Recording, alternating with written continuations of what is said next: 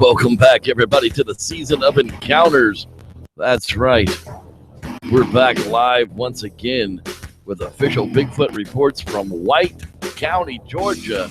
That's right near the start of the Appalachian Trail, along with a quasi rewind from Dean Cooper. It's going to be a fun time tonight. That's right. They tell me I'm in charge of this mess, and they call me Reverend Jeff. So here I am, Reverend Jeff Kelly, cryptozoologist to the stars. I'm here, you're there, and that makes this whole thing awesome as could be. As we do every week, we're going to start out with a little bit of news, and let's see if we can't get it rocking tonight. Okay, CBS Los Angeles says possible ape sighting may have been an escaped or an abandoned pet or a leaf monkey. When Jacob Gardner went exploring last week, he felt someone or something was watching him. Something was in the trees going from tree to tree, so I figured it was a bird or something, Garner said. He works nearby the hiking trails in L.A. Crescenta and was during this afternoon break when he started taking videos and was to walk just 40 feet off the road near the 210 freeway on-ramp. It wasn't until later, of course, that he realized what he had captured. It totally hit me that it must have been what I had heard, and it wasn't making me feel uneasy. The video, you could see something swinging in the branches, and it was shown to Andrew Hagen from California Fish and Wild Game. But Hagen says it's not often people will see an ape in the California woods. We've had this before where we get exotic pets and people can't take care of them, and then they either let them go or they escape. So chances are not a Sasquatch, but possibly an unidentified ape hanging out around down there. Okay. Genetic study shakes up the elephant family tree. That's right. This one comes from phys.org. The new research reveals that a species of giant elephant that lived 1.5 million years to 100,000 years ago, ranging across Eurasia before it went extinct, is more closely related to today's African forest elephant than the forest elephant is to its nearest living relative. That's right. That giant forest African elephant,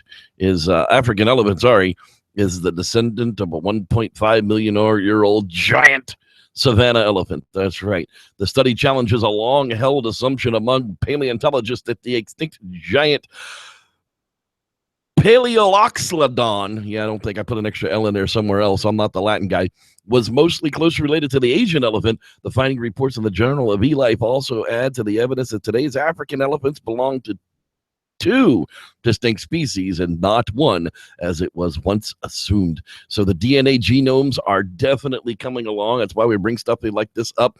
Every new step the genome process can take, the more genetic information we can discern from our previous ancestors. And as we know now, not one type of African elephant, but two, not related to the Asian one, barely at all. Okay, pulling her right along here.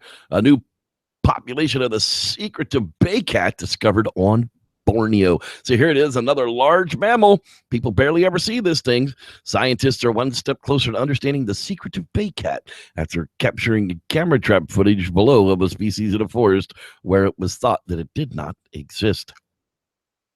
About the bay cat, one of the 5 wildcat species found on Borneo, scientists have struggled to gather basic information on the animal's biology, behavior, and distribution due to its elusive nature. Sound familiar? Associate lecturer at Oxford Brookes University and co-director of the Borneo Nature Foundation, Dr. Susan Shin, working in collaboration with scientists from University. There's a lot of Indonesian words in there. And their wildlife surveys in the Rungan landscape in central Kalimantan, Indonesia, Borneo. As part of the surveys, 52 camera traps were set up to discover what species live in the forest, and the bay cat was one of the ones that they discovered. As we say, if you look at the pictures, it's very difficult to pick up tracks in a location like this. I say if you don't find tracks or prints, don't put up a camera, but sometimes you just got to put up a bunch of them to see what's living in limbo, and they were able to catch it. You can catch this one on brooks.ac.uk. Okay. Sad news. A year since the zoo closure, and hundreds of animals still remain caged inside. Not here in America, of course, but in Buenos Aires Zoo remains a home for the hundreds of caged animals that were left behind. All the city-owned animals trapped in their livelihood ignored. The busy streets of Argentina's capital surrounds the shutdown facility, which opened in 1875 and has now been converted into a park. Over 1,000 animals were going to be relocated to sanctuaries, according to the statements from developers last summer, but the animals continued to live in inhumane conditions a year later. This week, a new plan was released by city officials that centers on the layout and expansion of the park, but leaves scarce details on the future of these poor animals. That's right. So if you're watching us from Borneo and anywhere near Argentina, stick a foot up these people's asses, because this is just sad, sad stuff. This is the kind of stuff that makes people just cringe and cry. That poor elephant. I mean, really? Anyhow, I'm not here to bring tear jerkers to your eyes, but these people need a kick in the nutsack. They really, really, really, really do. That is so sad. Just kick the Argentinian government in the face for this one. Okay. Does Sasquatch live near Lebanon County? A group of local men for Sasquatches in Schuylkill County. Jeremy Long, Lebanon Daily News. That's right. I want to go out and find for myself. I don't want some armchair researcher telling me it's not real. Armchair researcher? Really? Dave Levesque remembers the 1985 news article that unlocked his young imagination. A huge bipedal animal with no neck, unusually long arms, and a pointy head has been spotted wandering through the North Anvil Township. Loud shrieks were heard the following week, and a series of 18-inch footprints were later found. Immediately, Levesque and a friend began biking through the woods, pondering every clue that could point the way to Sasquatch. Back then, everything was Bigfoot, he remembers. That's right. The monster of Swatara Creek. That's right. 15 men and boys searching in a cavern along the creek knew enough about the danger they faced to each to carry a weapon. After the creature they sought was wisely responsible for a pile of 23 chicken heads left off a nearby farm. 2 of the men claimed to see the creature that night near a church in North Londonderry Township, and 1 fired at it but missed. The next day, another group of 20 men visiting the cave saw the animal bathing in the creek. They described it as light in color and sandy head and weighing nearly 200 and 300 pounds. Occasional sightings of Bigfoot-type monsters in Lebanon County have continued throughout the years. Lebanon Daily News seems to think the big Sam Squanches are out there, and they might actually be right. Okay, getting closer to the end here. Hey, this chick, VH1 News, Jackie Christie Deadass, just reading it off the page here, lady, recounts the time she met Bigfoot and had a conversation with it. Wow. The Sasquatch, she met Sasquatch and lived to tell the story in a special bonus clip from Basketball Wives. The eccentric reality star recounts to Kyoto about the time she met the real-life Bigfoot in a very celebrity ghost story kind of way. I've seen Sasquatch before. I lived in the Pacific Northwest, and we were coming down off of I-5. We in the car, and me and my best friend Tamika with my mom, and we were coming from the mall. All of a sudden, you just see this big, giant shadow come up in front of the car. It's hairy, and it looks right into the front window. I'm in the front seat, and I look right into Sasquatch's eyes. It was the most amazing, scariest feeling in the whole world. Cars were slamming on their brakes all around us. It didn't say anything. It just looked, and for a moment, I knew it knew me, and I knew it. And I said, from this day forth, I will never question your existence. Just let us go. We spoke like mentally. And by the time we got to the phone booth to call 911, they said that was the 20th phone call they had in the last 5 minutes. Everyone was calling about this Sasquatch. No one believes me, but the people on the freeway that day and my mom and my friend, I know what I saw. He's there. He exists, and he mind screwed me. Well, that part I added. Just call me Matthew Johnson. Hey, coming from cliffbrockman.com. That's right. Road crossing near Morton, Washington. Keep on the eyeball lookout out there. At 2:40 p.m. on Wednesday, May 31st, a security guard, who will remain anonymous, was traveling north on Highway 7 out of Morton, Washington.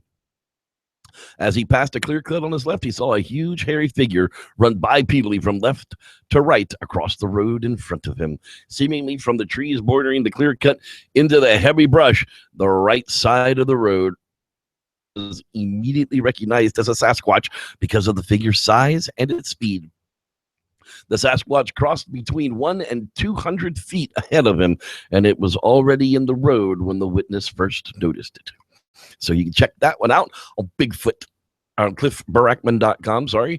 That's a pretty new sighting report. And if Cliff's reporting on it, then it's something you should probably pay attention to.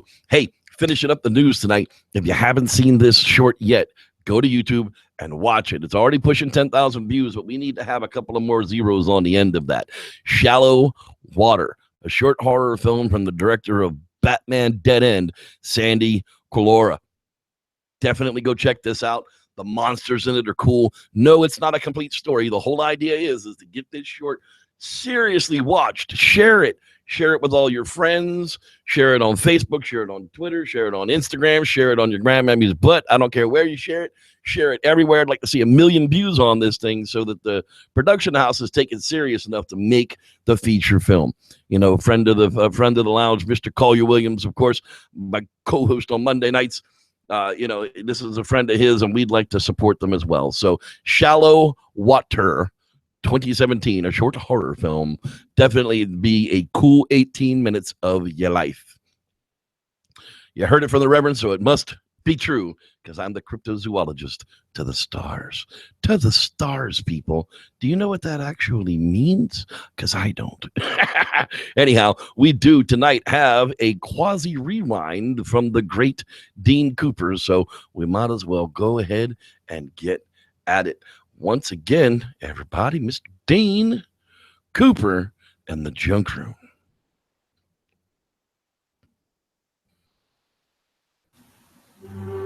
And now, quasi-theories from a quasi-scientist with your host, Dean Cooper. Last week, I told you about the real haunted house my family lived in for a few years in the small second-floor bedroom that my siblings and I kept our hoard of toys in. We called that room the junk room because that's what it usually looked like.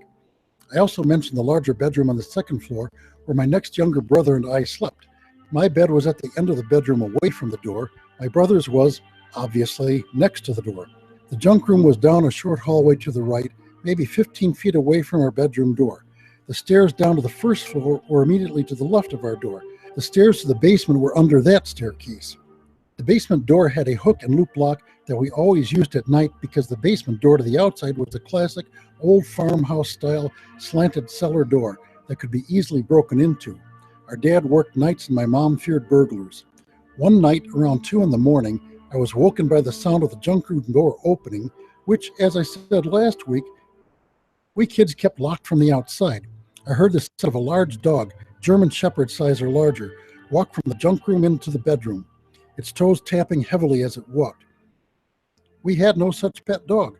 We had a toy Manchester Terrier, which is a Chihuahua-sized little black dog. This big dog, toes a-tapping, went straight to my brother's bed and sniffed at him loudly. He did not wake up.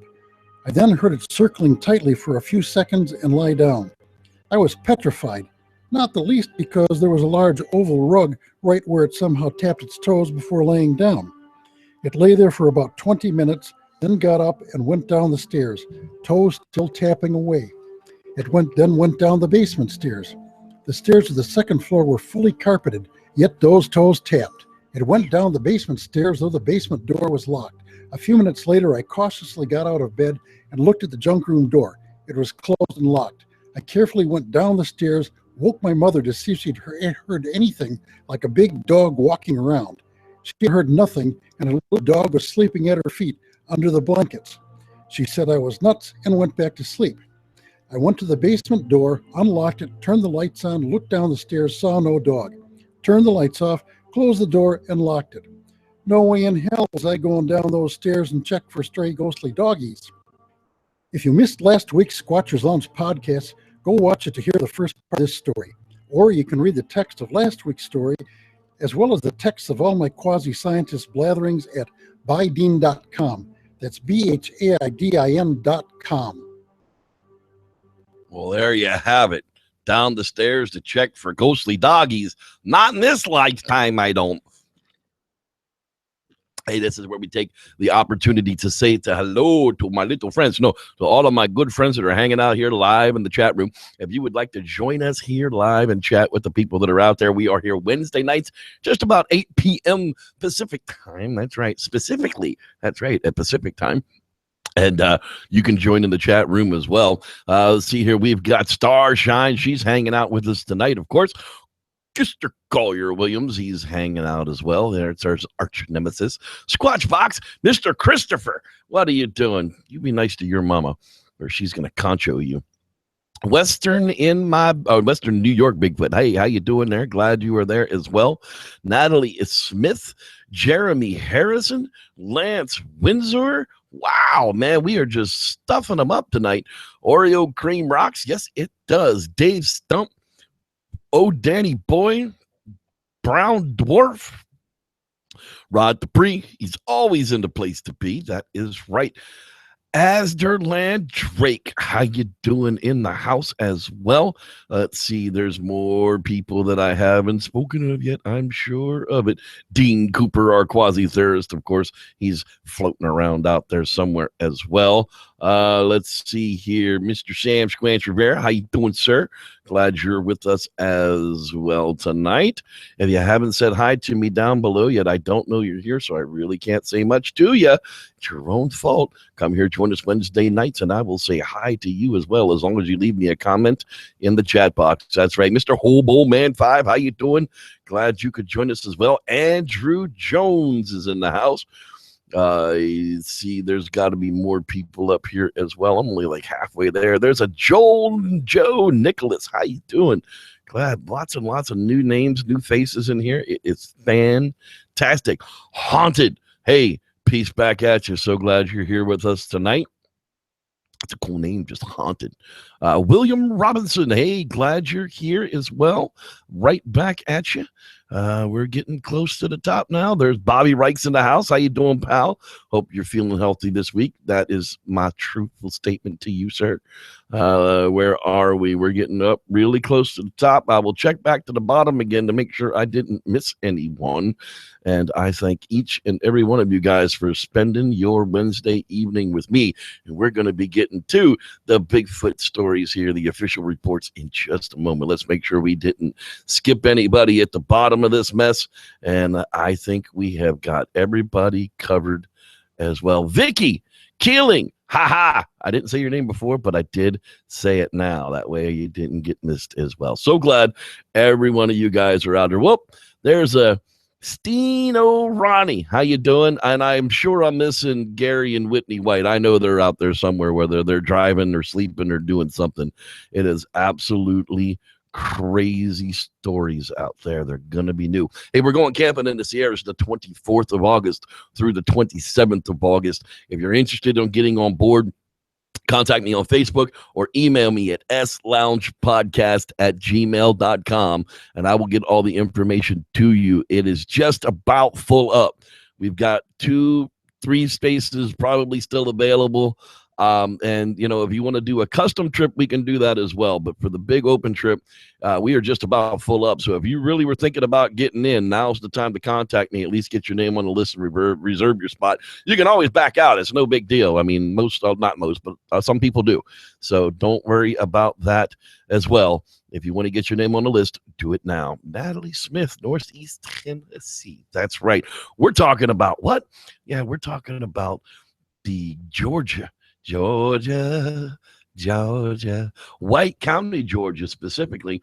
I did not do the Indian part tonight. I forgot all about it. So I'll bring that back next week. That would have been a good one to do too. Anyhow, right near Helen, Georgia, Yona Cleveland, that's where we're talking about, that corridor along the 129 at the beginning of the Appalachian Trail. That's right. It goes all the way from Georgia clear to Maine. So from here on up, to see what's going on. Let's find out what kind of stories we can get into tonight.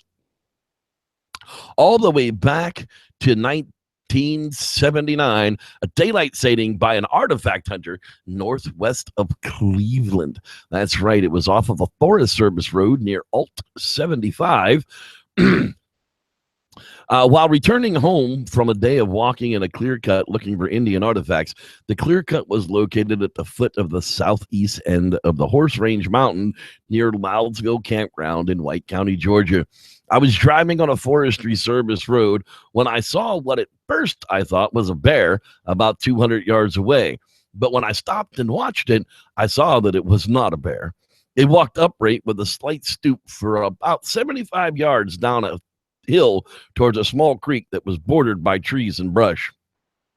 The road crossed the creek, so I thought if I went down onto the road, I could see it as it came out the other side. But it did not come out, and I did not get out of the Bronco to go looking for it. I did not hear any sound, to be honest, and I did not tell anybody about it for years until I told my son, who then contacted y'all. So that's where the story comes from, right off of the forest road of Alt 75 near Cleveland. All right, let's move ahead here slightly to 1993. Two fishermen recall a daylight encounter north of Helen, Georgia. Pardon me here. In May of 1993, some of my friends of mine and I decided to go trout fishing above Helen, Georgia. After fishing for a couple of hours, one guy and I decided to go upriver to find some new spots. So we started walking up an old roadbed that followed along the river. We eventually got to a spot where there was a gully across the road. At one time, there must have been a bridge. While me and my friend were standing there, we heard a loud thud behind us. As we turned around, there was a big 10-foot log about the diameter of a car tire lying there. Take into account just a second ago that log was not there. We climbed over the log and started to head back down the road when all of a sudden we heard leaves shuffling above us. Both my friend and I had a strange feeling as we looked at each other, and at the same time we both looked up above us, and there was a Bigfoot standing 10 to 15 feet from us. Well, we hauled ass out of there. We finally made it back to where our other friends were and told them what happened. They wanted to go see. The guy that was with me said no and went back to the vehicle. I took the other two guys to show them, and on the way there, we saw a footprint in the mud that looked like somebody was walking barefoot, except it was approximately 18 inches long. We walked back up and saw nothing else. Now, I'm 6'3", 290 pounds, and this thing dwarfed me big time. It was at least 9 feet tall and about 4 feet across at the shoulders. It had to be around 800 pounds. It really looked like a big human covered in long, shaggy black hair. The thing that got me was its reddish brown eyes. It took years for me to get back up there fishing, and when I did, I would not go alone. It is weird because sometimes when you're out there, you feel safe, but other times it feels like something is watching you.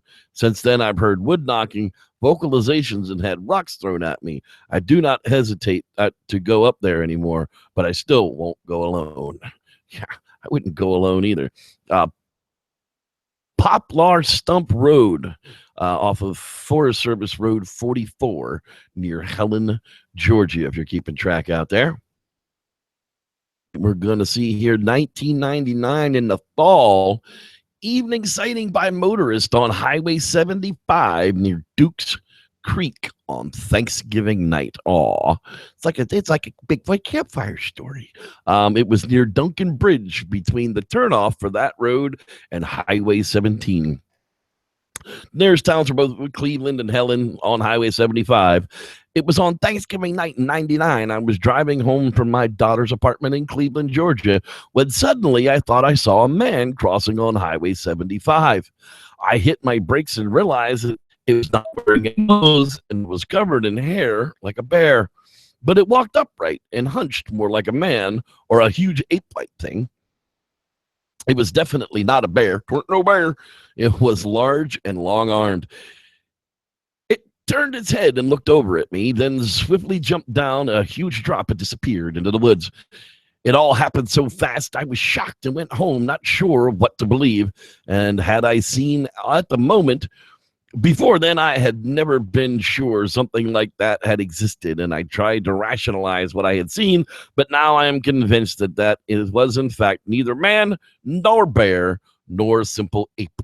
I cannot prove what it actually was, but I can say that it was quite amazing.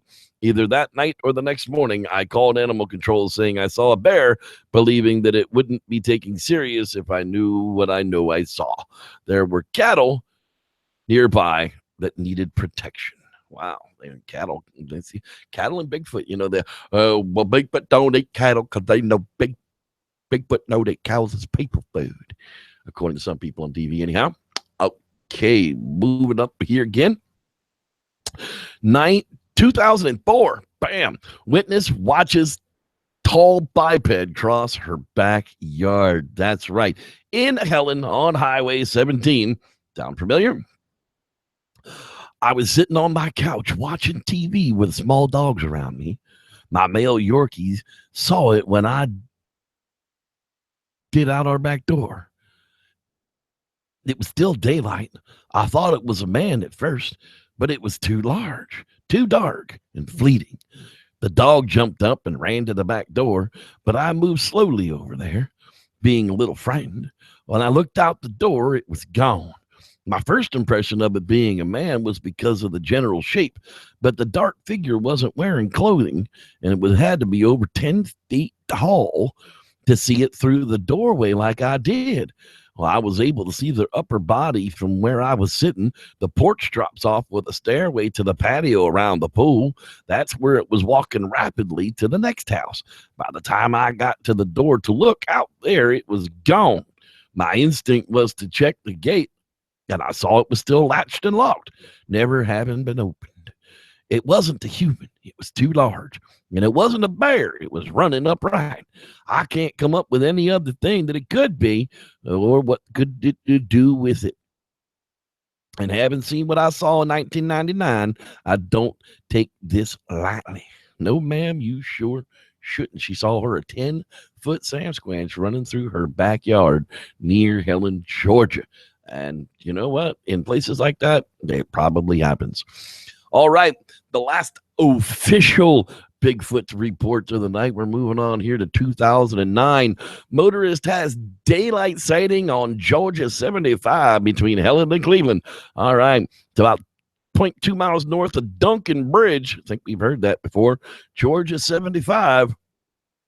Late March or early April 2009, about 6:15 in the hours, I was southbound on Georgia 75 between Helen and Cleveland, Georgia, about 0.2 miles north of Duncan Bridge.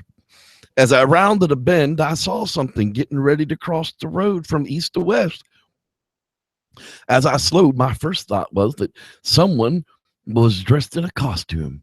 But I dismissed that idea because every pickup around here had a shotgun in the back window, and a good percentage, like myself, had a gun in the car. And when we heard me stop on the shoulder, it did not look back at me for a few seconds, but then slowly he turned towards me, looked, then continued to turn 180 degrees and walk into the woods. I was unable to pull off to the shoulder and park because of the hay bales and plastic used to slope the erosion. Traffic was backing up behind me, so I drove to Duncan Bridge and then left on a private road with the hope of seeing him again, but no luck. What I saw, he appeared to be 6'2" to 6'4". He was standing erect, but had a slightly hollow chest. His legs and torso seemed normal as compared to a human, but his arms were longer. His fur was full and sleek, and it had a shine to it, a medium to light brown. He looked healthy. It was his eyes that I remember most. He looked at me with intelligence that you don't see in an animal. The only other time I experienced that was with a dolphin. I contacted DNR the next day. They had not received other sightings. I know the lady that submitted to the report. I called and we compared notes, and even though the two sightings were only 0.2 miles away, seems like they were different animals. That's kind of interesting there, and it's truth. That's one of the things that's indicative to when you see something in the forest is a shiny coat, much like a dog. When something's eating healthy, they release an oil that will coat the skin and the hair, and it will give it a sheen or a shine when the sunlight hits off of it, kind of indicative to a healthy animal. And that's one of the things that I look for in said Bigfoot videos. You know, if the hair doesn't have any kind of a shine to it, but yet the animal looks healthy, there's probably some sort of a falsehood going on with it. But again, if it doesn't look like hairy legs and it looks like hairy Levi's, it's probably a soup squatch. All right. Well, that is going to do it for the official Bigfoot reports for this edition of the Squatchers Lounge podcast from White County, Georgia. However, we do have another Bigfoot campfire story tonight for you. That's right. As usual, we're going to end it as we have been with horseback riders in Georgia being terrified in a Bigfoot encounter right near the Appalachian Trail. And with that, I want to thank everybody for being out there tonight, and we will definitely see you next week. Bigfoot Campfire Stories, the new ones are going to take a break this week, but they will return the following week with the second part of the Fox the Bigfoot saga. And with all of that, I want to thank every one of you guys for being out there, and may the Squatch be with you.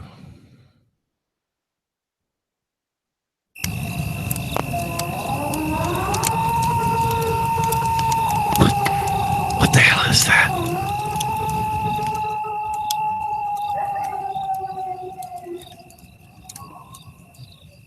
I don't know about you, but I'm pretty sure that is a Bigfoot. Let me tell you a story. Now, this story came to me fireside at a camp along the Appalachian Trail in Georgia. We'd been working the trail on horseback for about 3 nights when I asked my usual question, has anyone here seen a Bigfoot? And Bill, one of the horses, kind of lowered his gaze into the fire and told us this story. I've been working as a horse ranch hand for a few years before I came to work here. We spent most of our time on week-long camping adventures based out of the Appalachian Trail here and there. We had set out for a 10-day ride with a group of 14 people, 10 campers, 2 guys, 2 handlers. And it was early June, and the snow was gone, and the local resources were coming into bloom. So it was the best of times and, well, the most unsafe of times to be on the trail with slickers. But it was going to be an epic trip. Well, the first 2 days were not very eventful. We traveled about 20 miles each day before stopping to set up camp for the night. It wasn't until the 3rd afternoon at breakdown that I got the first real weird feeling of being watched. Well, the hands, they take care of the horses, and we got them tied down for the night and fed, and we do a predator watch around the camp to make sure that it was not right in the middle of a game trail or such. Randy, the other hand, called me over to look at some really big tracks on the lower trail near camp. They had to be at least 18 inches long and 9 inches wide, looked like a barefoot man. There were plenty of hippies and natives that used the trail, but this was one big sucker, that's for sure. Well, we followed the tracks for a bit, but they seemed to lead right down an impossible bank. And sure enough, that's where they went, so we decided to head back up to camp and get a good watch tonight.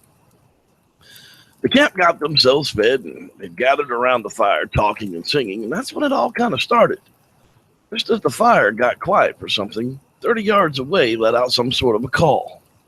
It sounded like a monkey at the zoo, like a soft whoop came from the background.